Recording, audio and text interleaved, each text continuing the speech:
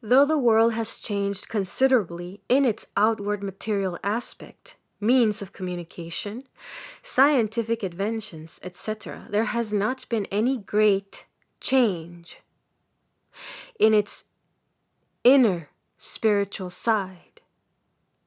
The old forces of hunger and love, and the simple joys and fears of the heart, belong to the permanent stuff of human nature. The true interests of humanity, the deep passions of religion, and the great problems of philosophy have not been superseded as material things have been. Indian thought is a chapter of the history of the human mind, full of vital meaning to us, full of vital meaning for us. The ideas of great thinkers are never obsolete. They animate the progress that seems to kill them. The most ancient fancies sometimes startle us by their strikingly modern character, for insight does not depend on modernity.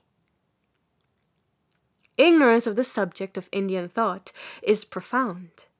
To the modern mind, Indian philosophy means 2 or 3 silly notions about Maya, or the delusiveness of the world, karma, or believe in fate and tyaga, or the ascetic desire to be rid of the flesh. Even these simple notions, it is said, are wrapped up in barbarous nomenclature and chaotic clouds of vapor and verbiage looked upon by the natives as wonders of intellect. After a 6 months tour from Calcutta,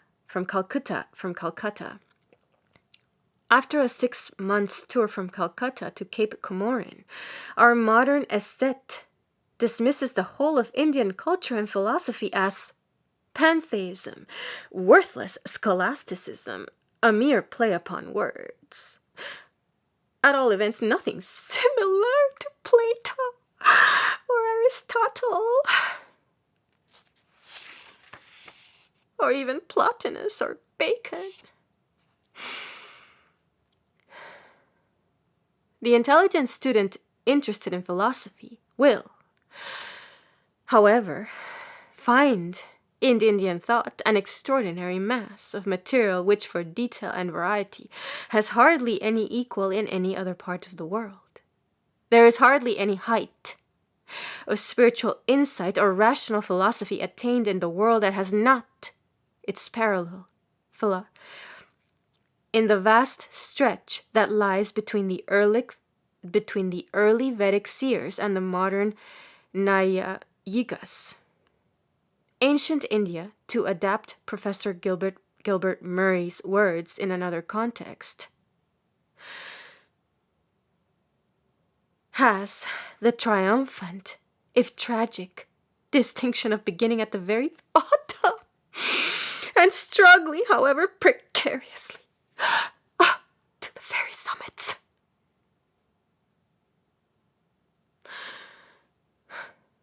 The naive utterances of the Vedic poets, the wondrous suggestiveness of the Upanishads, the marvelous psychological analysis of the Buddhists, and the stupendous system of Shankara are quite as interesting and instructive from the cultural point of view as the systems of Plato and Aristotle or Kant and Hegel, if only we study them in a true scientific frame of mind. Without disrespect for the past or contempt for the alien. The special nomenclature of Indian philosophy, which cannot be easily rendered into English accounts for the apparent strangeness of the intellectual landscape. If the outer difficulties are overcome, we feel the kindred throb of the human heart, which, because human, is neither Indian nor European. Even if Indian thought be not valuable from the cultural point of view, it is yet entitled to consideration, if on no other ground, at least by reason of its contrast to other thought systems and its great influence over the mental life of Asia. In the absence of accurate chronology, it is a misnomer to call anything a history. Nowhere is the difficulty of getting reliable historical evidence so extreme as in the case of Indian thought. The problem of determining the exact dates of early Indian systems is as fascinating as it is insoluble. And it has furnished a field for the wildest hypotheses, wonderful reconstruction, and bold romance. The fragmentary condition of the material from out of which history has to be reconstructed is another obstacle. In these circumstances, I must hesitate to call this work a history of Indian philosophy. In interpreting the doctrines of particular systems, I have tried to keep in close touch with the documents, give wherever possible a preliminary survey of the conditions that brought them into being, and estimate their indebtedness to the past as well as their contribution to progress of thought. I have emphasized the essentials so as to prevent the meaning of the whole from being obscured by details, and attempted to avoid starting from any theory. Yet I fear I shall be misunderstood. The task of the historian is hard, especially in philosophy, however much he may try to assume the attitude of a mere chronicler, and let the history in some fashion unfold its own inner meaning. And let the history in some fashion unfold its own inner meaning. And continuity furnish its own criticism of errors and partial insights. Still, the judgments and sympathies of the writer cannot long be hidden. Besides, Indian philosophy offers another difficulty. We have the commentaries which, being older, come nearer in time to the work commented upon. The presumption is that they will be more enlightening about the meaning of the text. But when the commentators differ about their interpretations, one cannot stand silently by without offering some judgment on the conflict of views. Such personal expressions of opinion, however dangerous, can hardly be avoided. Effective exposition means criticism and evaluation. And I do not think it necessary to abstain from criticism in order that I may give a fair and impartial statement. I can only hope that the subject is treated in a calm and dispassionate way, and that whatever the defects of the book, no attempt is made to wrest facts to suit a preconceived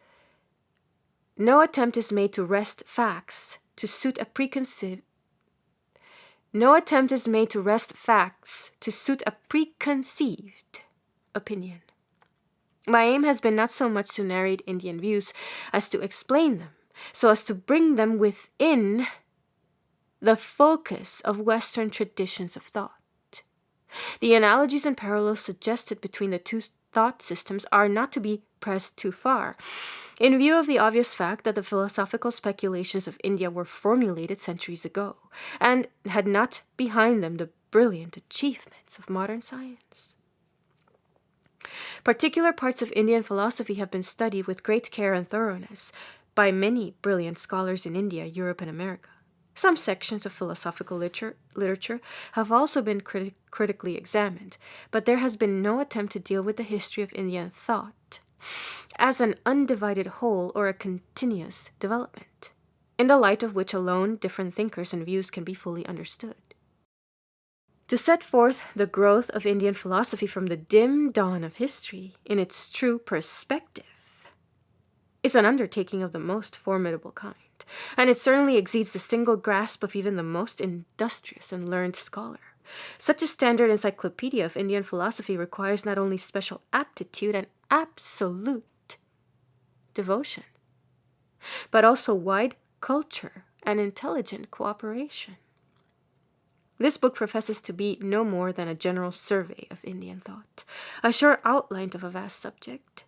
Even this is not quite easy. The necessary condensation imposes on the author a burden of responsibility, which is made more onerous by the fact that no one man can attempt to be an authority on all these varied fields of study, and that the writer is compelled to come to decisions on evidence which he himself cannot carefully weigh.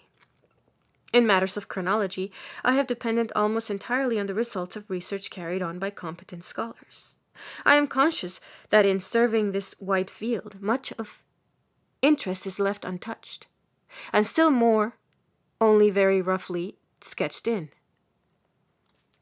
This work has no pretensions to completeness in any sense of the term. It attempts to give such a general statement of the main results and shall serve to introduce the subject to those to whom it may not be known, and awaken, if possible, in some measure, that interest for it to which it is so justly entitled. Even if it proves a failure, it may assist or at least encourage other attempts. My original plan was to publish the 2 volumes together.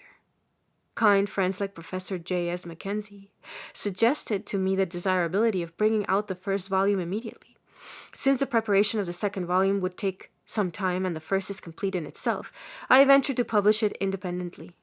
A characteristic feature of many of the views discussed in this volume is that they are motived not so much by the logical impulse to account for the riddles of existence, as by the practical need for a support in life.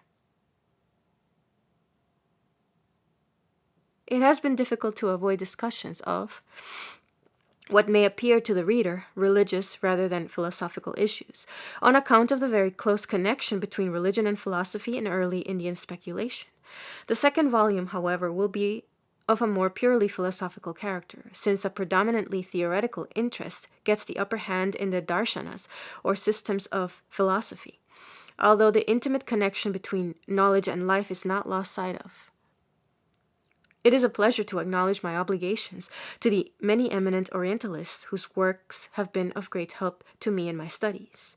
It is not possible to mention all their names, which will be found in the course of the book. Mention must, however, be made of Max Muller, Dusen, Keith, Jacobi, Garb, Tilak, Bandarkar, Rhys, Davids, and Mrs. Rhys Davids, Oldenburg, Poussin, Suzuki, and Sogen.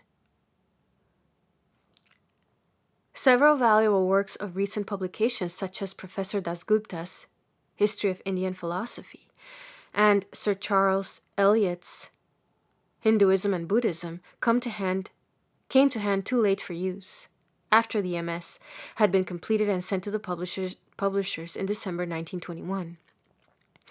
The bibliography given at the end of each chapter is by no means exhaustive. It is intended mainly for the guidance of the English reader. My thanks are due to Professor J.S. Mackenzie and Mr. V. Subramania Iyer, who were good enough to read considerable parts of the MS and the proofs. The book has much profited by their friendly and suggestive counsel. I am much indebted to Professor A. Barriadel Keith for reading the proofs and making many valuable comments. My greatest obligation, however, is to the editor of the Library of Philosophy, Professor J.H. Muirhead, for his invaluable and most generous help in the preparation of the book for the press and previously. He undertook the laborious task of reading the book in the MS, and his suggestions and criticisms have been of the greatest assistance to me. I am also obliged to Sir Asutosh Mukherjee, K.T., CSI, for his constant encouragement and the facilities provided for higher work in the postgraduate department of the Calcutta University. November 1922. For thinking minds to blossom, for arts and sciences to flourish, the first condition necessary is a settled society providing security and leisure. A rich culture is impossible with a community of nomads where people struggle for life and die of privation.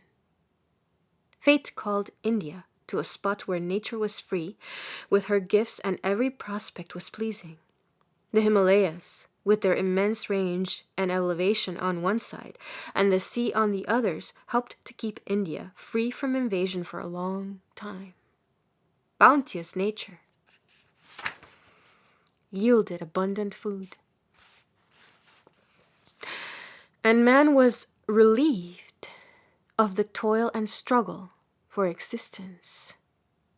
The Indian never felt that the world was a field of battle where men struggled for power, wealth, and domination.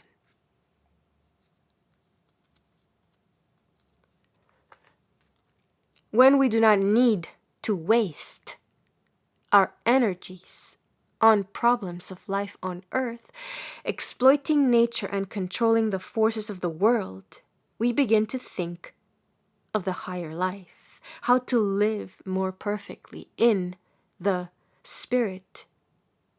Perhaps an enervating climate inclined the Indian to rest and retirement. The huge forests, with their wide leafy avenues, afforded great opportunities for the devout soul to wander peacefully through them, dream strange dreams, and burst forth into joyous songs. World-weary men go out on pilgrimages to these scenes of nature, acquire inward peace, listening to the rush of winds and torrents, the music of birds and leaves, and return whole of heart and fresh in spirit. It was in the ashrams and tapovanas, or forest hermitages, that the thinking men of India meditated on the deeper problems of existence. The security of life, the wealth of natural resources, the freedom from worry, the detachment from the cares of existence, and the absence of a tyrannous practical interest stimulated the higher life of India, with the result that we find from the beginnings of history an impatience of spirit, a love of wisdom, and a passion for the saner pursuits of the mind.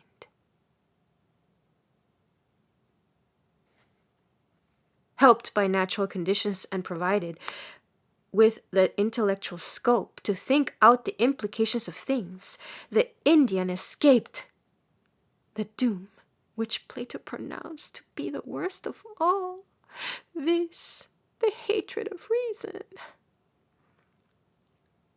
Let us above all things take heed, says he in the Phaedo, that one misfortune does not befall us. Let us not become misologues, as some people become misanthropes, for no greater evil can befall men than to become haters of reason.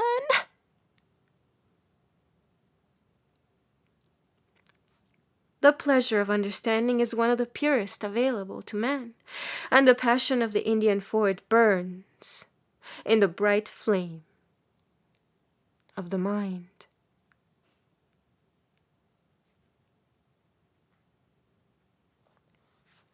In many other countries of the world, reflection on the nature of existence is a luxury of life.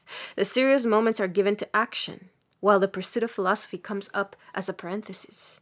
In ancient India, philosophy was not auxiliary to any other science or art, but always held a prominent position of independence. In the West, even in the heyday of its youth, as in the times of Plato and Aristotle, it leaned for support on some other study, as politics or ethics.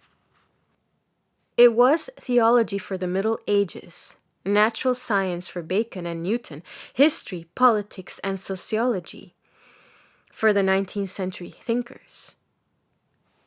In India, philosophy stood on its own legs, and all other studies looked to it for inspiration and support. It is the master science, guiding other sciences, without which they tend to become empty and foolish.